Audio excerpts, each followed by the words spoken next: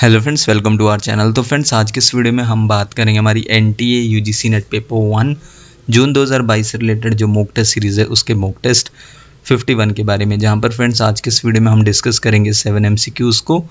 तो आप सभी वीडियो का फॉर्मेट जानते हैं, तो हम डायरेक्ट अपने फर्स्ट क्वेश्चन पर चलते हैं, जहाँ पर आज का हमारा पहला क्वेश्चन है, identify the incorrect matching from the given pairs. Friends, pairs given है और आपको जो इनकरेक्ट पेयर है वो मैच करना है। ऑप्शंस आप अपने स्क्रीन पर देख सकते हैं और इसी वीडियो के नीचे कमेंट करके हमें 10 सेकंड के अंदर करेक्ट आंसर बता सकते हैं, जहां पर फ्रेंड्स ऑप्शंस आपको खुद रीड करने हैं।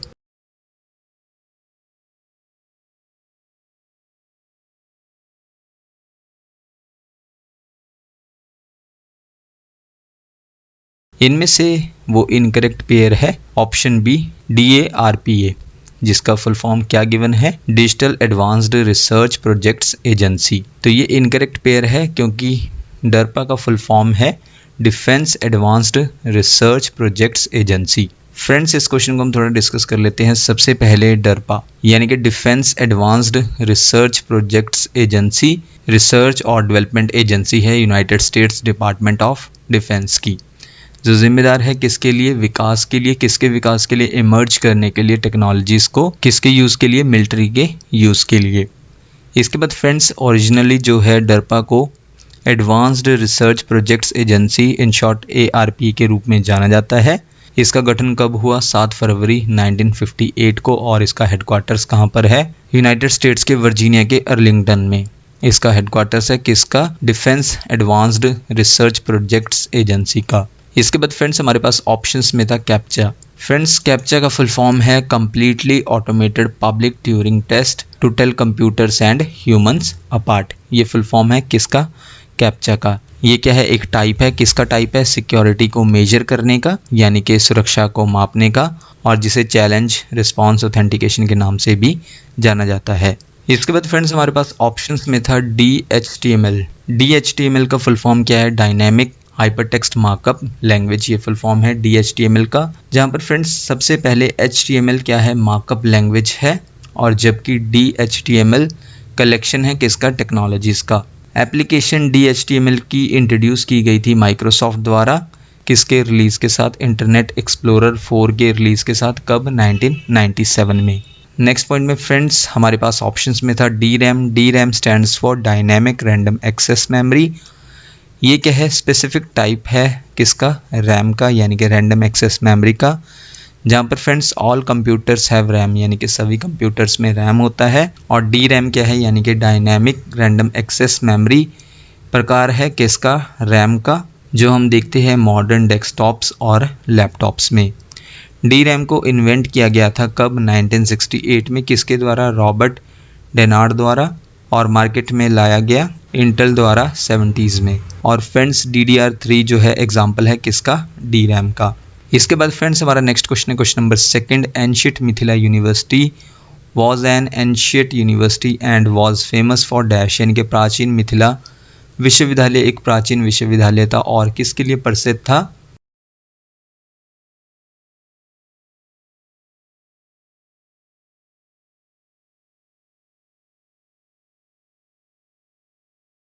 इनमें से फ्रेंड्स वो है ऑप्शन ए, न्यायशास्त्र एंड लॉजिकल साइंसेज, यानी कि न्यायशास्त्र और तार्किक विज्ञान के लिए प्रसिद्ध था एंशिएंट मिथिला यूनिवर्सिटी, जो कि एक एंशिएंट यूनिवर्सिटी है। नेक्स्ट क्वेश्चन है फ्रेंड्स आपका इंडियन लॉजिक से ये क्वेश्चन है, who is notable for its aesthetic rasa theory and also considered the father of Indian theatrical art forms, यानी कि अपने सौंदर्यवादी रस सिद्धांत के लिए कौन उल्लेखनीय है और भारतीय नाट्य कला रूपों का जनक भी माना जाता है।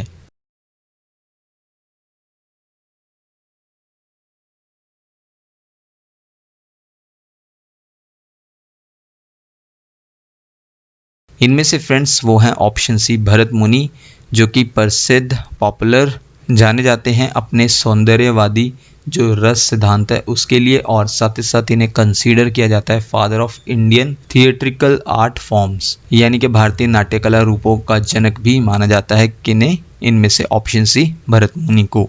इसके बाद फ्रेंड्स भरत मुनि एक एंशिएंट सेज थे, यानी कि भरत मुनि एक प्राचीन ऋषि थे, जिन्हें जो है संगीत ग्रंथ है नाट्य शास्त्र, उसके लिए वो रिस्पॉन्सिबल हैं, जिम्मेदार हैं, किसके लिए? नाट्य शास्त्र के लिए। इसके बाद फ्रेंड्स नेक्स्ट पॉइंट में नाट्य शास्त्र भरत मुनि द्वारा और अभिनय दर्पण नंदिकेश्वर द्वारा इन्हें कंसीडर किया जाता है ओरिजिनल सोर्सेज के रूप में। और किसके ओरिजिनल सोर्सेज हैं ये? भारतनाट्यम के। और भारतनाट्यम क्या है? एक इंडियन क्लासिकल डांस फॉर्म है। तो नाट्य शास्त्र भरत मुनि का और अभिनय दर्पण किसका? नंदिकेश्वर का। इन्हें कंसीडर किया जाता है ओरिजिनल सोर्सेज के रूप में, किसके? भरतनाट्यम के।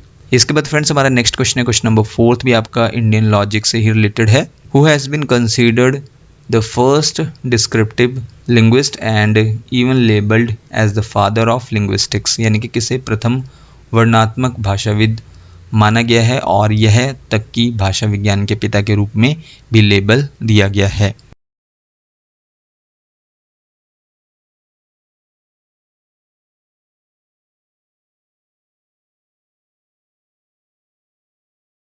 इनमें से फ्रेंड्स वो हैं ऑप्शन बी पढ़नी।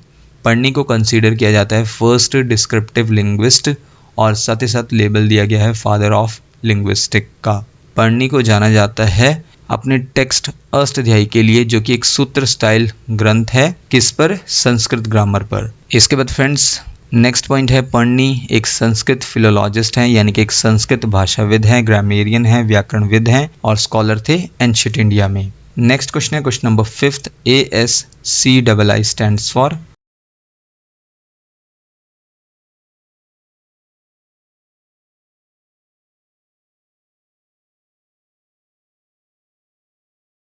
ASCII stands for option D American Standard Code for Information Interchange। जहाँ पर फ्रेंड्स ASCII यानी कि American standard code for information interchange most common character encoding format है, किसके लिए? टेक्स्ट डाटा के लिए, कंप्यूटर्स में और इंटरनेट पर। इसके बाद नेक्स्ट पॉइंट में स्टैंडर्ड ASCII इनकोडेड डाटा में यूनिक वैल्यूज़ है, किसके लिए? 128 अल्फ़ाबेटिक, न्यूमेरिक और स्पेशल एडिशनल कैरेक्टर्स और कंट्रोल कोड्स के लिए। नेक्स्ट क्वेश्चन है फ्रेंड्स क्वेश्चन नंबर 6 में आपको बताना है, the level of teaching which demands the use of higher order thinking skills is dash, यानी कि शिक्षण का वह स्तर कौन सा है जो उच्च स्तरीय सोच कौशल के उपयोग की मांग करता है।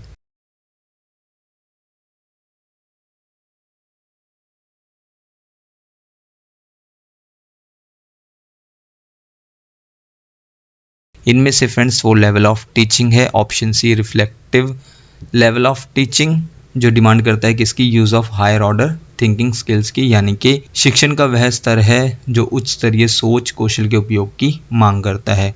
कौन? इनमें से option C reflective level of teaching. इसके बाद रिफ्लेक्टिव लेवल को इंट्रोस्पेक्टिव लेवल के नाम से भी जाना जाता है, जहाँ पर रिफ्लेक्टिंग ऑन समथिंग का मतलब क्या है? Giving careful thought to something over a period of time, यानी कि किसी चीज़ पर समय के साथ ध्यानपूर्वक विचार करना। और टीचिंग जो है रिफ्लेक्टिव लेवल पर सक्षम बनाती है स्टूडेंट्स को सॉल्व करने के लिए लाइफ की रियल प्रॉब्लम्स को। और फ्रेंड्स आज का हमारा लास्ट क्वेश्चन है क्वेश्चन नंबर 7 में आपको बताना है, which of the following are sources of verbal data, यानी कि निम्नलिखित में से कौन मौखिक डाटा के स्रोत हैं।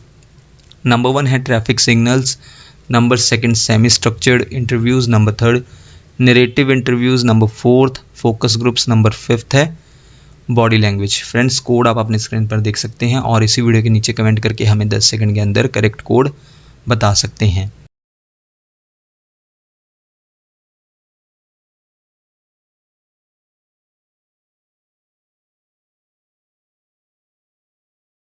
फ्रेंड्स इनमें से करेक्ट कोड है कोड डी। कोड डी के according 2nd, 3rd, 4th। Second पर है सेमी स्ट्रक्चर्ड इंटरव्यूज़, 3rd पर है नरेटिव इंटरव्यूज़ और 4th पर है फोकस ग्रुप्स। तो ये सोर्सेज है किसके? वर्बल डाटा के। फ्रेंड्स इस क्वेश्चन को हम थोड़ा डिस्कस कर लेते हैं। सबसे पहले वर्बल कम्युनिकेशन है जो यूज़ करता है किसका? वर्ड्स का शेयर करने के लिए इंफॉर्मेशन को दूसरों के साथ। अगर हम कुछ फॉर्म्स ऑफ वर्बल कम्युनिकेशन के बारे में बात करें तो वो कौन से हैं? रिटन और ओरल कम्युनिकेशन, यानी कि लिखित और मौखिक संचार। इसके बाद according to the question sources of verbal data के बारे में अगर हम बात करें, यानी कि क्वेश्चन के अकॉर्डिंग कौन कौन से जो हमारे सोर्सेज थे वो वर्बल डाटा के थे। सबसे पहले number 2 semi structured interviews. Semi structured interviews का यूज़ किया जाता है कहाँ पर? क्वालिटेटिव रिसर्च में, एग्जाम्पल के लिए हाउस होल्ड रिसर्च में कपल का इंटरव्यूज़, ये किसका एग्जाम्पल है, सेमी स्ट्रक्चर्ड इंटरव्यूज़ का। इसके बाद हमारे पास नंबर 3 पर था narrative interviews. Narrative interviews help करते हैं रिसर्चर्स की ताकि वो बेटर अंडरस्टैंड कर सके लोगों के एक्सपीरियंसेस को और बिहेवियर्स को। इसके बाद वर्बल डाटा का जो हमारे पास सोर्स था नंबर 4 फोकस ग्रुप। ये जो है ग्रुप होता है 6 से 10 लोगों का या फिर 8 लोगों का जो मिलते हैं एक्सप्लोर करने के लिए और डिस्कस करने के लिए टॉपिक पर, जैसे कि किसी नए प्रोडक्ट के बारे में। और फोकस ग्रुप का आप यूज़ करते हैं किसमें, क्वालिटेटिव रिसर्च में। और लास्ट में फ्रेंड्स जो वर्बल डाटा के सोर्स नहीं थे वो थे ट्रैफिक सिग्नल्स और बॉडी लैंग्वेजेस, क्योंकि ये जो है टाइप है किसका, नॉन वर्बल कम्युनिकेशन मेथड्स का। तो फ्रेंड्स ये थी हमारी आज की वीडियो जिसमें जो है हमने 7 MCQs को कवर किया। आप हमें इसी वीडियो के नीचे कमेंट करके बता सकते हैं कि आपने टोटल क्वेश्चंस यानी कि 7 MCQs में से कितने क्वेश्चंस को करेक्ट मार्क किया। नेक्स्ट वीडियो फ्रेंड्स आपको जल्दी चैनल पर मिल जाएगी। So thank you friends for watching this video.